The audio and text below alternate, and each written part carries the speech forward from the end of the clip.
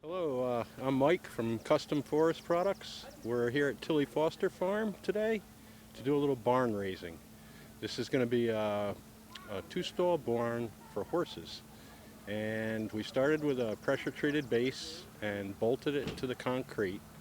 And also the rim board is pressure-treated. And then everything above that is rough-cut pine. We have a sawmill, we make the wood, and the framing is all 2x4s, full dimension, and the siding is 1x12s. So we set that on top of the pressure treated so the pine doesn't touch the ground, and it should last a long time. Today we built the back wall, the front wall, we framed the roof. On Monday we'll do the gable end siding and deck the roof, shingle it, and put the doors on. The piece you can't see is below this is a 2x6 pressure treated, which is bolted to the concrete.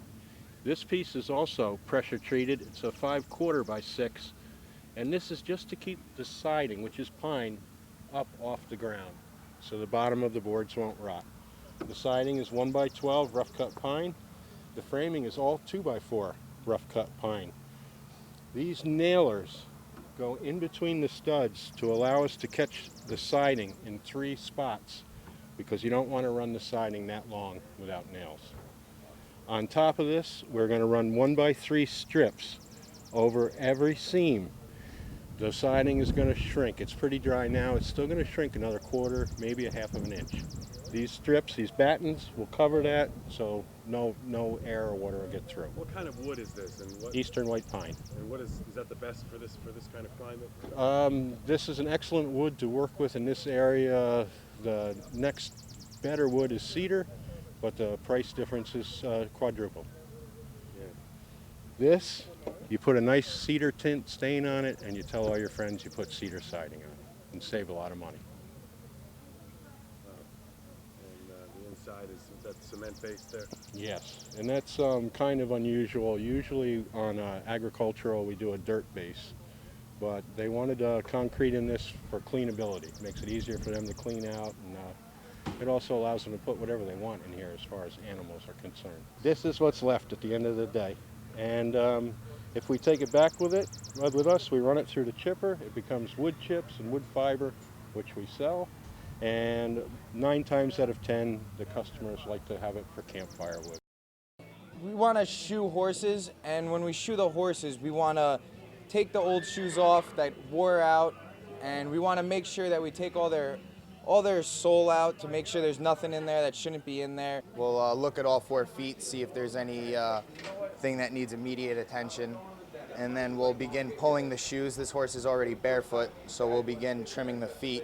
And trimming the feet is the most important thing when shoeing a horse, because you rebalance every foot and you make every foot flat, so that when he puts his foot down, it's flat on the ground, and his leg doesn't go this way because one branch is off more than the other. You want to make sure it's perfectly flat, and he can, when he's being ridden, move properly. This is Fred. He right off the bat, you see right here, there's a crack. You just want to look at all 4 feet before you even get started. Make sure there's no already cuts. He's pretty good. You know, you want to not get blamed for anything. And then you just look. Here's another crack right here. You see it? Come over here. It's in the front of my foot, right there. See? Horses get shot between every 4 and 8 weeks. 5 weeks, 6 weeks seems to be the magical number, really, unless they're really working or showing hard. Figure an average of 5 weeks is pretty good.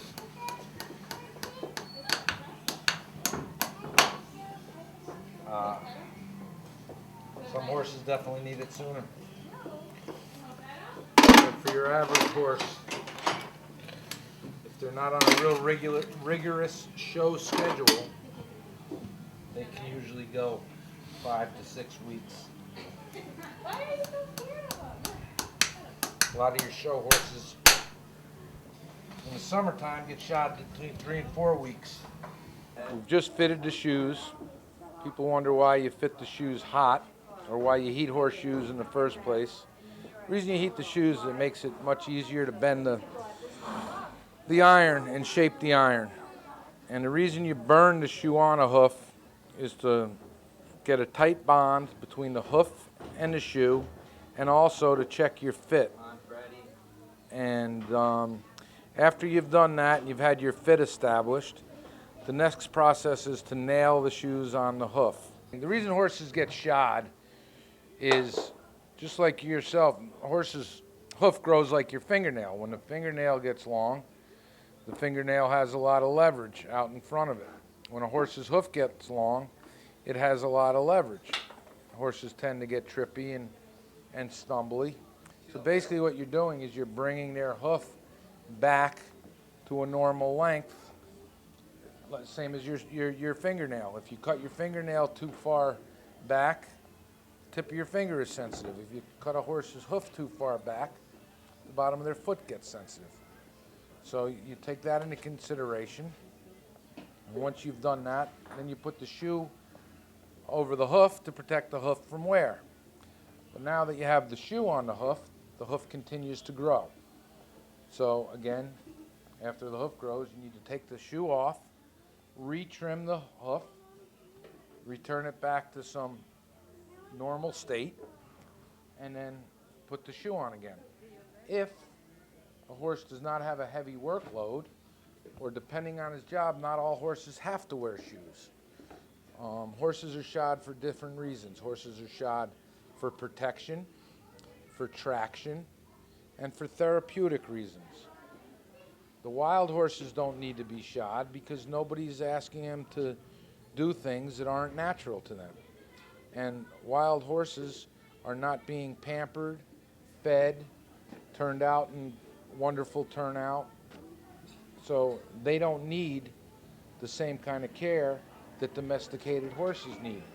They take care of themselves in the wild. Yes, horses in the wild go lame. Horses in the wild have problems. Either a horse in the wild is going to have enough time to heal itself, or it's going to die from either dehydration or starvation.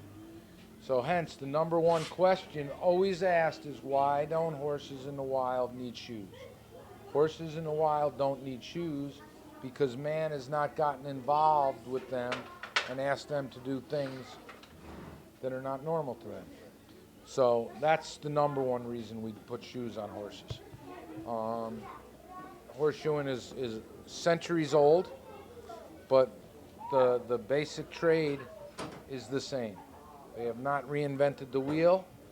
It's 98% steel horseshoes and steel horseshoe nails. They'll never totally get away from this. It's still a very, for the most part, for most horses, it's the most practical way to shoe them.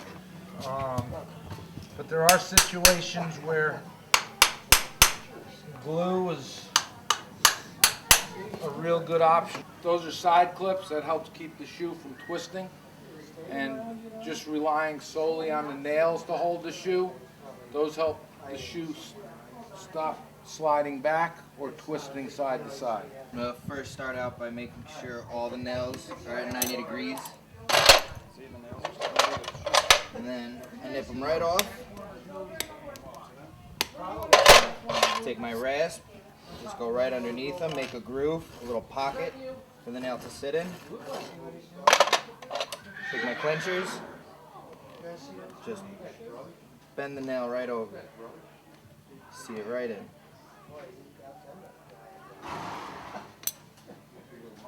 And then take my rasp again, and if you do it correctly, you should just barely touch the nail head.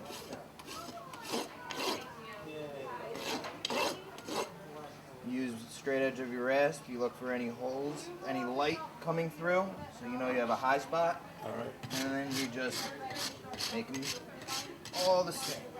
I'm just making sure the hoof is straight. Okay. Does the horse feel much of this in a Nothing. very sensitive? Or? He's getting bored. He's messing with me. He wants to go home. So he's bored right now? Yeah, he keeps trying to mess with me. So this is Mike, and this is Milt, and my son Danny Blumberg. I'm John Blumberg. These are both lineback oxen. Mike's 2,500 pounds, and Milt is about 2,250.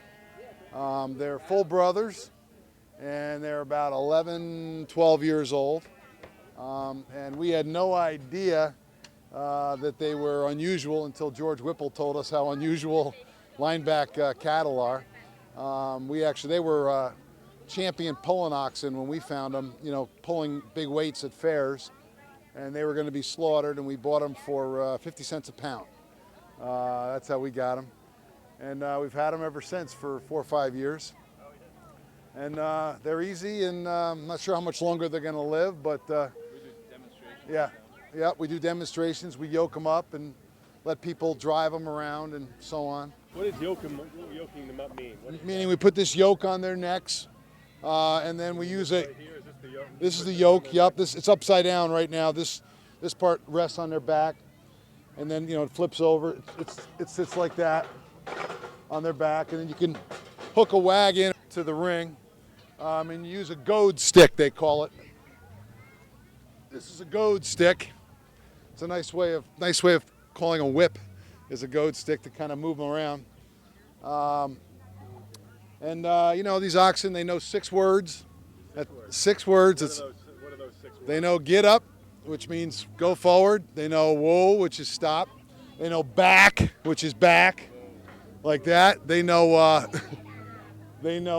G, which is go right. Haw is go left, and they know put out. And put out is if you're between them.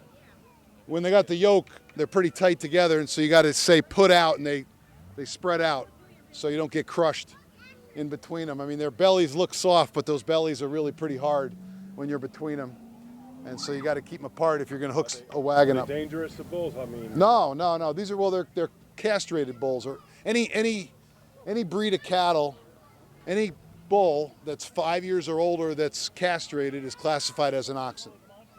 So, and once you they call it cut a bull, they're very calm, and they're almost, I mean, they're docile. We could put that yoke on if it was a little cooler out, and they'd stand all day with the yoke on if you wanted them to. So they're very calm. Yeah, if these were intact bulls, you wouldn't want to have kids around them in a little pen like this. Intact bulls get a little possessive of their hay and their food and their water. George has got a couple intact bulls around, which wouldn't be as easy to demonstrate as these guys. What would they do exactly, the intact bull? They're just very aggressive around the water and their hay and cows.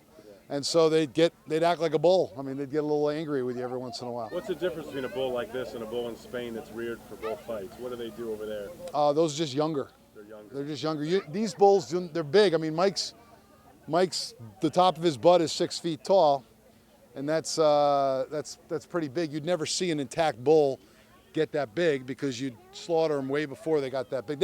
These would be too big to breed. Okay. You couldn't breed bulls this big. Okay. I mean, naturally breed bulls this big. Yeah, rodeo bulls might weigh 1,500 pounds. So they're about 1,000 pounds lighter than these guys. So there's only one use for a bull that's this big, and that's to be an ox. Okay. What is an oxen? What's the use for an oxen here in the farm? What's the main purpose? Just pull wagons. Okay. Yep, that's about it. I mean, and they're slow, but they'll go all day. So yeah, horses are fast, but you got to water them here and there, and they get a little fidgety after a while. Bulls will just keep going all day. They're as friendly as a horse, basically. Oh, much more. They're more friendly. More friendly, much calmer. Yep, much calmer than a horse. Oh yeah, those guys are pretty friendly, but these guys are dead quiet. Can you ride a bull like a horse? Only him. Why is it hard? What happens when you try to ride a bull? Well, first of all, it's like riding on a big 2x4. I mean, it's bony and not comfortable, but you only would ride them when they're yoked up, and if you fell in between them when they're yoked up, you could have a problem. So it's not safe. My name's Donald Kading. I'm from Millburg, New York. I've been raising sheep since I was 3 years old. I started shearing sheep when I was 12, and I find that I enjoy shearing because I like to be with animals. And the type of sheep we're shearing today here at Tilly Foster Farm is Jacob sheep. They're known as the 4-horn, very rare sheep. We shear once a year. This breed gets done once a year, and it's usually done in the spring to get them ready for the warm summer. And you harvest the fleece off the sheep so you can make yarn and make different types of clothing with it, and quilts and everything that you ever can imagine with wool. And wool actually has another product on it called lanolin, so it makes your hands nice and soft. And that's about it. We shear. I shear with a New Zealand type of shearing technique. It's we don't restrain the sheep in any way. We don't tie them. We rest them between our legs and then move them into positions to keep the sheep comfortable, the skin tight to prevent absence of cuts, and to have the fleece come off in one piece.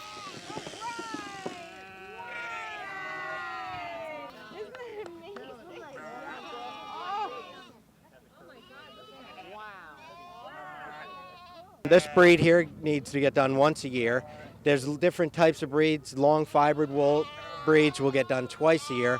These will produce probably 6 to 8 pounds of fleece a year. Another merino breeds will produce 10 to 12 pounds of fleece a year. And do you see a difference in the sheep after you finish in terms of how they feel?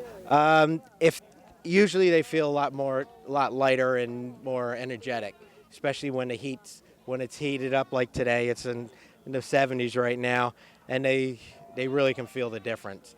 So, and the wool actually acts as an insulator also, so it'll keep the heat out as well. And they slow down and they'll go and sit underneath a tree and pant.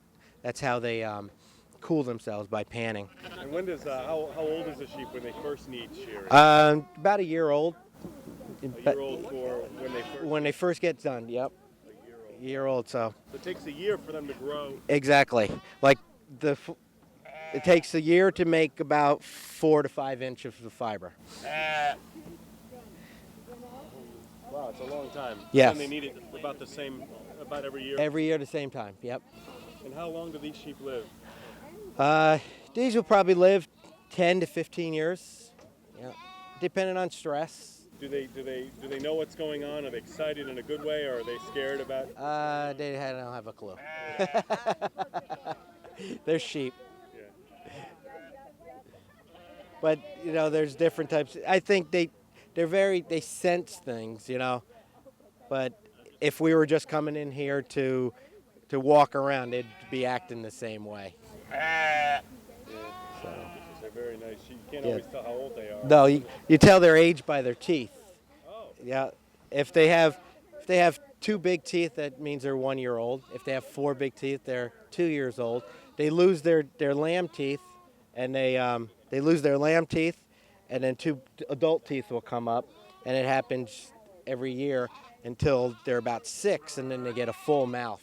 That's Georgie Michelesi on her horse Boston. He is a 16-year-old Dutch warmblood imported from Europe. He is a jumper horse. He is basically, his competition, it consists of how fast he can go around the fences with keeping them up, not knocking any of the rails down. You don't have to look pretty doing it, as long as you're quick and you're careful is the most important when it comes to a jumper.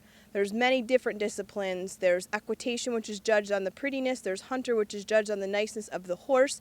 But Boston here is a jumper, and he is meant to go fast and quick. Our horse is 16, our rider is 14. They can start as young as 5, and whatever your skills get up to is where you end up at. And the age, you could be 14 years old, or you could be 35 years old and doing the same discipline, the jumping. He's just a jumping horse. Race horse is a little different. They're a thoroughbred. It's a different breed. He's a warmblood. He's been imported from Germany. He's Dutch. And he's bred. He's too thick, and he's not registered to race. So he's a jumping animal. The first one closest to us, that's Sequoia. He's actually a rare endangered breed. He's called a Nakota horse. He's from actually North Dakota. He's wild. And the one next to him, the same color one, is Welly. She is a thoroughbred horse. That was a racehorse. She has retired from racing and is now a riding horse as well. And then the one behind them, the lighter colored one, is a PMU foal, which they are actually generally slaughtered. We also rescued and saved her. She is bred to collect her mother's urine during pregnancy. There's a hormone in there for females. And we rescued her and gave her a second chance at life. They generally will range till about 30. A horse will live 30. Ponies live a little bit longer. We have Nick inside, who's in his late 20s, 28. So he's probably one of our eldest guys. And you can see they're nice and relaxed and enjoying themselves. So I think they live a little longer as long as they're not working too hard. They actually live inside, these guys. They go outside for the day and they eat their grass and just exercise and relax, and then they come inside to the stables at night. We've got some warm bloods, which are imported from Europe. We've got some thoroughbred racehorses that are all retired now and have a second career at life. And we've got some ponies, quarter horses, and we've got the guy up there closest to us that's shaking his head. That's the Nakota breed. They eat basically as much grass as they would like to. They have unlimited hay throughout the day, and then twice a day they get either a pelleted food or like a sweet feed type base food. The grass is great for them. It keeps everything in their systems working properly. They're grazing animals, so they will pretty much graze all the time, all day long. My name is David Lanick, and I'm here to play along with my friend Doug Bolin over here. We've been playing together for about 2 years now, maybe 2 and change, and just getting together on a casual basis, playing music that we've been playing for a long time, because as both of us have been playing guitars and other things for several years. Have you decided yet the songs you're going to be? Well, Not sure yet, or? Doug? Well, we keep a list, which we vary quite a bit. We'll pick the typically old Beatles songs, probably Crosby, Stills and Nash, James Taylor, that type of stuff. It's fingerstyle, plus our typical departures into rock and roll frenzies, whatever happens. So we've gotten together quite a bit, but not necessarily to rehearse, but we've had so much experience elsewhere that I just love the way David fills in on the things that we do together. So.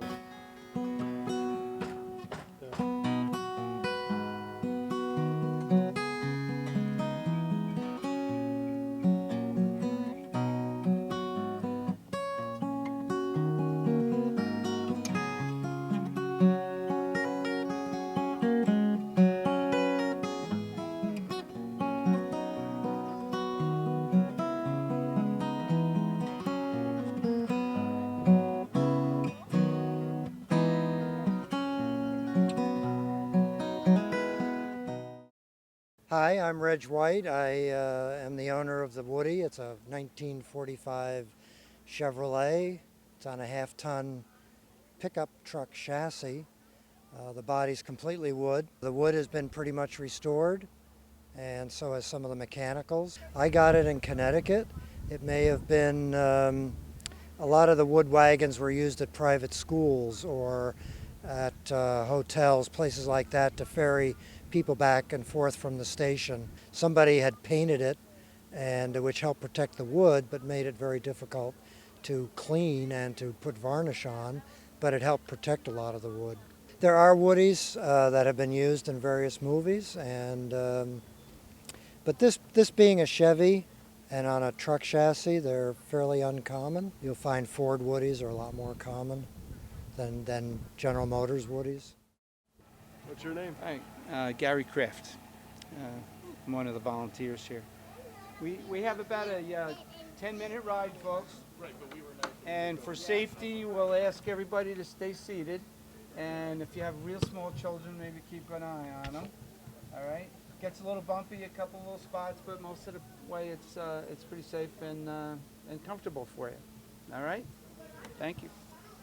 How long's the ride going to be? About 10 minutes. 10 minutes. Where are you going to go? We're going to get down in the meadow by the paddocks, the electric paddocks, and a little ride through the woods as well.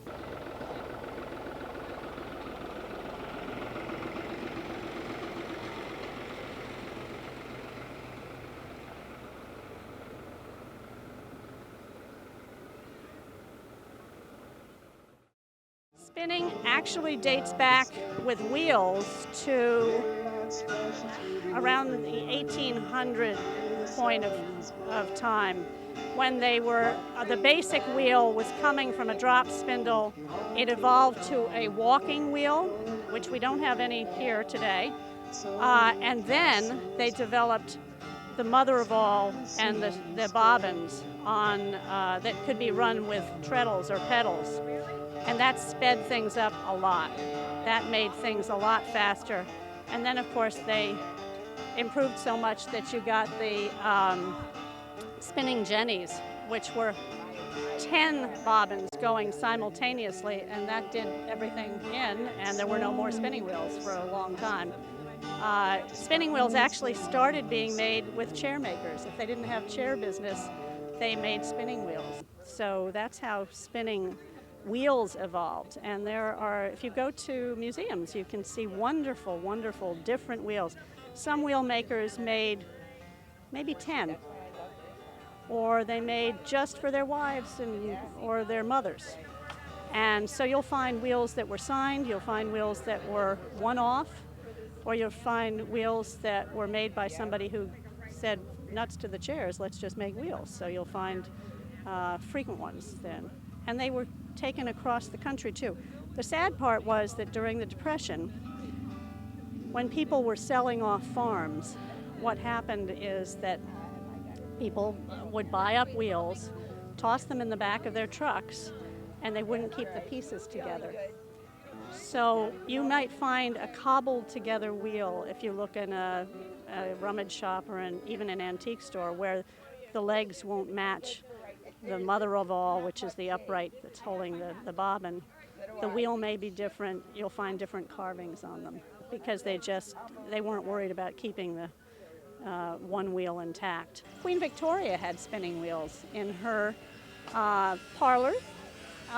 There was actually toward the end of, I was going to say the last century, the 1800s, there were what they were called parlor wheels, and they could go on tables. They could spin, but they actually were simply for looks.